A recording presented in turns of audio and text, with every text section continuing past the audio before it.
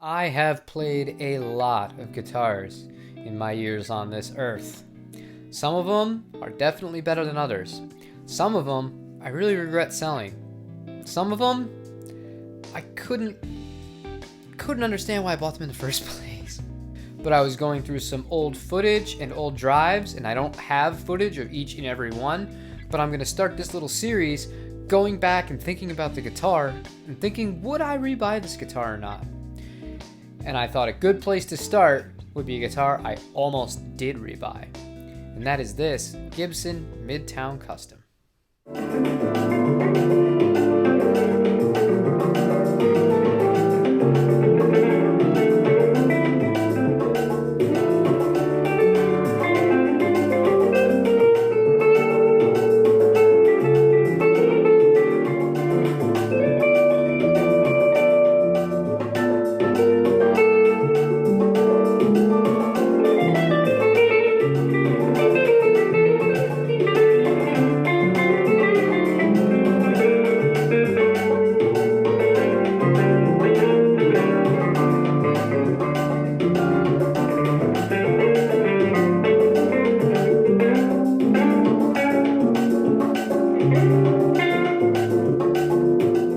I bought this guitar new from a site called Z-Zounds. I don't know if I'm pronouncing that right.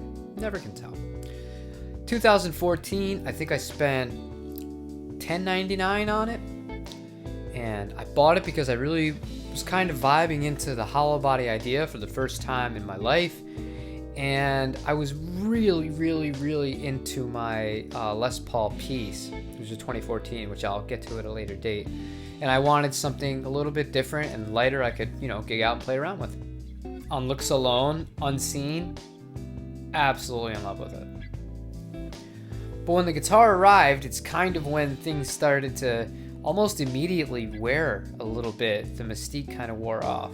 Now, I don't know how much of it is just this particular model or this particular run of guitars as far as the years that they were made, but the quality control was not great on this thing. I had binding issues that were the same as that $100 body on the parts caster. This is really unacceptable work. It has a slim taper neck on it, which I really liked. It was easy to play. The nut was cut atrociously.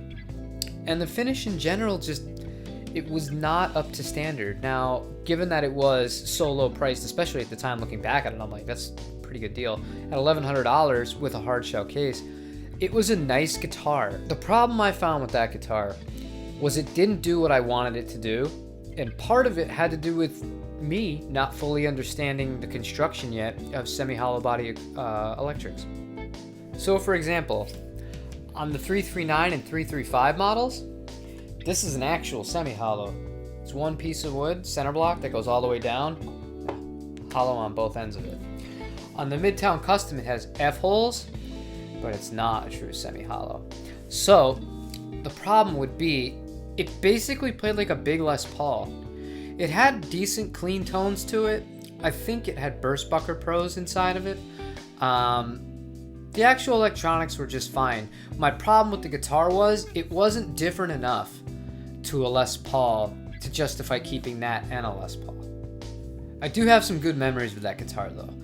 I gigged with that guitar at the Lafayette, which if you're not from here and familiar with what it is, it's the place where the Top Gun scene, where Tom Cruise gets everybody to sing along to the Righteous Brothers about You Lost That Love and Feeling to the love interest in the movie. So we played there for 4.5 hours on a 4th of July gig. It was a big gig. And I only used that Midtown and the Jazzmaster for the whole thing. Now, who does that guitar appeal to right now? I would say somebody that, exactly what I just said, somebody that wants that Les Paul kind of sound to it, but wants something that doesn't look like a Les Paul. Really, it stands out. It's from far away, you think it's a really expensive 335, but then you closer you get to it, the body's actually thinner because it's not a true semi-hollow electric guitar, and it has the two F-holes, so in practice, it's really nothing like a 335. It's kind of how I would describe the Thin Line Telecaster Custom that I had, the pink one, versus a regular Tele Deluxe. They both had humbuckers. One had the F-hole, one didn't. Actual end product wise, they sounded almost identically the same. I wonder why that is. Maybe it's just F-hole guitars. I don't have a ton of experience. I've probably only had like 5 or 6 total. But they all did that. They don't really sound that much different. It kind of put me off for a few years on looking into another one until I was ready, and I did consider buying one of those. But the problem is the prices. Prices are ridiculous. That model now used is like $1,500 minimum on Reverb, which is batty in that black finish. That is absolutely crazy talk. So my final verdict, would I rebuy this guitar? Maybe. And I say that because I'd like to gig with one of those. It'd be cool. But the problem is, for the price, I wouldn't do it. If I could get one used, like what they used to go for, between $700 and $800 all day, yeah, that'd be awesome. But at double the price, I think I'll pass. I'll look at my good memories and, you know, just enjoy them. I would say though, further disclaimer, if you are interested in one of these guitars, I would do everything I could to see it in person. I know it's really hard right now, but it doesn't really look anywhere near how good it photographs. Like, some guitars look better in person than they do in photographs, like that American Professional 2 Telecaster I had. That looked better in person than in the pictures. The Gibson, on the other hand, the Midtown Custom, it did not look anywhere near as good as the pictures online made it look. But yeah, recommend the guitar. You want a Les Paul sound, different body design to it, make you look a little different. It's a really classy looking guitar. It looks a lot more expensive than it is from far away.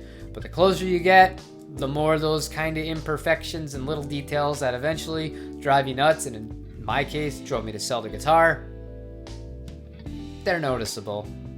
So this is going to be a new series. Every single Sunday, I'm going to reminisce about a guitar that I sold and see if I'd be interested in rebuying it again. Give kind of my 2 cents why. Maybe it'll help you, maybe it won't. Who knows? So until then, guys, leave a like, comment, please subscribe. I really do appreciate it. I'm trying really hard now. I'm trying to do this daily.